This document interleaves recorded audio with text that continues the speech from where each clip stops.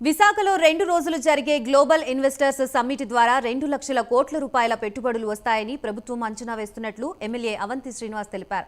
సంక్షేమానికే పరిమితమని చెప్పే ప్రతిపక్షాలకి ఇది ఒక సమాధానమన్నారు. పేదల పక్షపాతి అయిన వైసీపీ ప్రభుత్వం ఓవైపు సంక్షేమానికి పెద్దపీట వేస్తూనే మరోవైపు ఏపీని భారతదేశంలో పెట్టుబడులకి కేంద్రంగా చేసే దిశగా అడుగులు వేస్తోందన్నారు.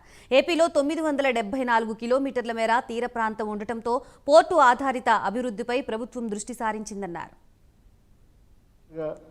పరిశ్రమల పరంగా మన రాష్ట్రాన్ని కానీ విశాఖని కానీ ఒక నెక్స్ట్ లెవెల్కి తీసుకెళ్తుందని చెప్పడానికి ఎలాంటి అతిశయోక్తి లేదని కూడా మీ అందరికీ తెలియజేస్తున్నాను.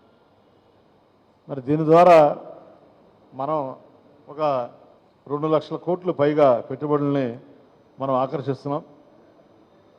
ముఖ్యంగా ఒక 14 రంగాలు, ఎలక్ట్రానిక్స్ కానీ, ఐటీ కానీ, ఆటోమొబైల్ కానీ, electrical vehicles, aerospace, defence, health care, medical equipment, అలాగే tourism, hospitality, agri food processing, education, renewable energy, MSME startups, ఇవన్నీ కూడా ఇన్నోవేషన్స్, వీటన్నిటి మీద ఫోకస్ పెట్టి ఒక 2 లక్షల కోట్లు పెట్టుబడులను ఆకర్షించాలన్నదే ఈ ప్రభుత్వం యొక్క ఆలోచన.